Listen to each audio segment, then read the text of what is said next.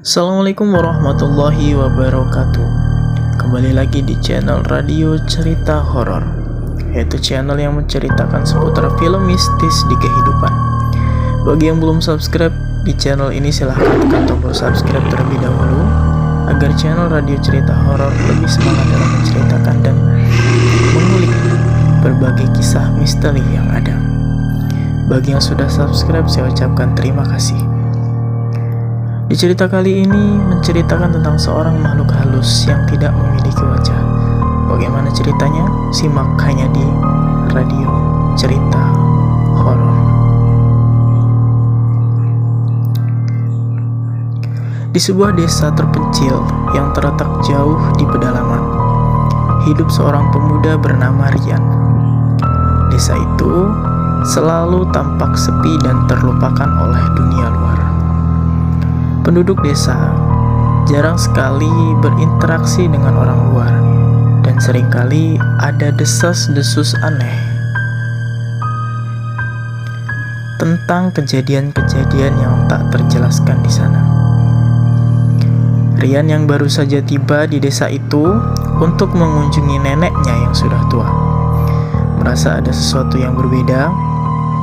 Desa yang seharusnya tenang itu terasa sangat mencekam. Ada cerita yang selalu dibisikkan orang-orang tentang makhluk yang disebut sosok tanpa wajah. Konon katanya, makhluk ini muncul di malam hari, mengembara di antara bayangan dan mengklaim nyawa siapa saja yang berani melihatnya. Namun, Rian menganggapnya hanya sekedar cerita urban yang berlebihan. Ia mengabaikan peringatan-peringatan yang diberikan oleh penduduk desa dan memutuskan untuk tiap tinggal di rumah nenek. Namun, Rian menganggapnya hanya sekedar cerita urban yang berlebihan. Ia mengabaikan peringatan-peringatan yang diberikan oleh penduduk desa dan memutuskan untuk tetap tinggal di rumah neneknya. Malam pertama di rumah neneknya, Rian merasa ada yang aneh. Angin bertiup kencang dan rumah kayu yang sudah tua itu berderak-derak, seolah mendengarkan suara langkah kaki yang berat. Namun, yang paling mencurigakan adalah bayangan yang melintas di jendela. Rian berdiri dari tempat tidurnya dan membuka pintu dengan hati-hati. Di luar, hanya ada kegelapan yang pekat. Namun, dari kejauhan, ia bisa melihat sosok hitam yang melintas dengan gerakan yang aneh. Tubuhnya tampak bergetar tanpa suara, dan wajahnya, Rian tak bisa melihat wajahnya. Sosok itu tampak seperti bayangan, tak memiliki bentuk yang jelas. Tak lama kemudian, neneknya muncul di belakang dengan wajah cemas.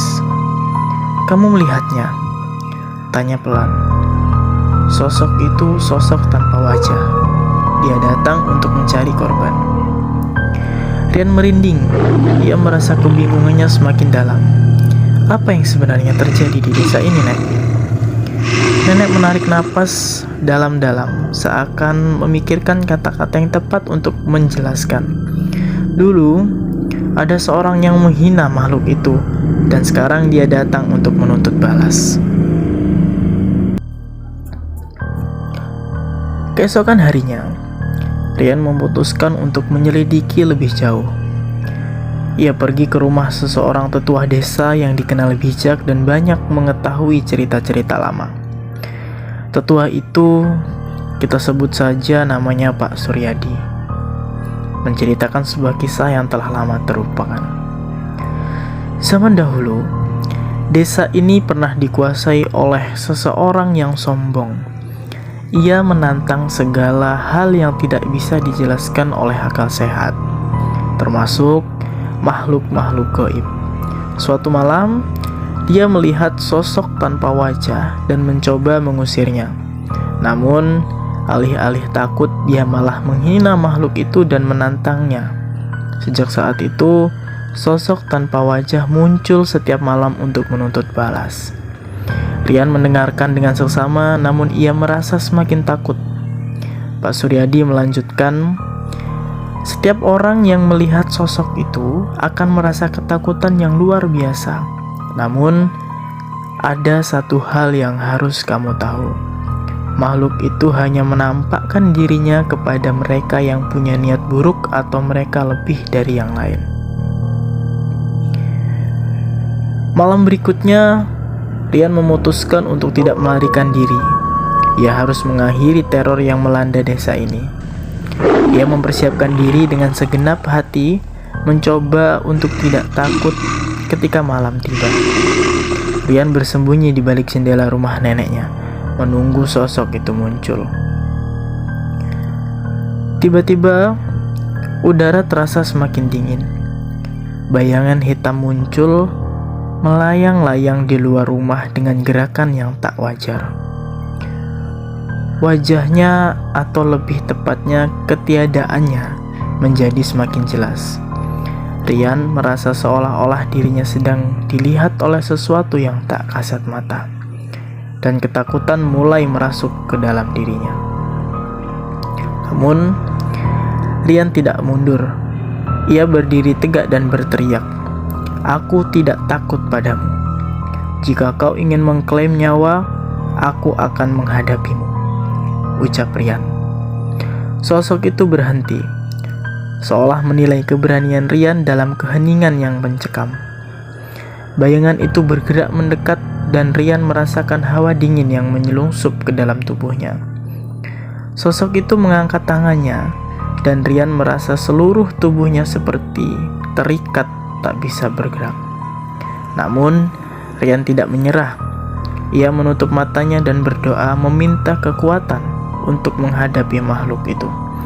Tiba-tiba suara gemuruh terdengar dan sosok itu menghilang dalam sekejap. Esok harinya, Rian terbangun di tempat tidurnya. Ia merasa seolah-olah semuanya hanyalah mimpi buruk. Namun ketika ia melihat keluar jendela, ia melihat sesuatu yang aneh. Di tengah ladang terdapat sebuah batu nisan baru dengan nama yang terukir di atasnya, yaitu nama pria yang dulu menghina makhluk itu. Rian merasa ada sesuatu yang belum sesuai. Rian juga merasa ada sesuatu yang belum selesai. Sosok tanpa wajah mungkin telah pergi, tetapi kutukan itu belum sepenuhnya hilang. Desa itu tetap dihantui, dan Rian pun tahu makhluk itu akan selalu ada, menunggu di balik bayangan. Cerita ini berakhir dengan ketegangan yang masih terasa. Sosok tanpa wajah mungkin telah pergi, namun ketakutan tetap mengintai. Karena dunia ini penuh dengan hal-hal yang tak bisa dijelaskan, yang hanya bisa dipahami oleh mereka yang berani menghadapi kegelapan.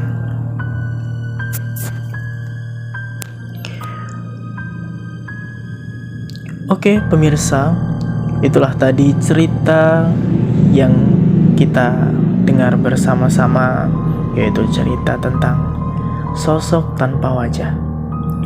Pada kesempatan selanjutnya kita akan coba menjelaskan lebih dalam lagi tentang cerita-cerita sejarah dan cerita-cerita mistis yang lainnya. Terima kasih yang sudah mendengarkan, terima kasih yang sudah subscribe, terima kasih untuk pendengar setia. Saya ucapkan terima kasih untuk semuanya. Saya akhiri. Assalamualaikum warahmatullahi wabarakatuh.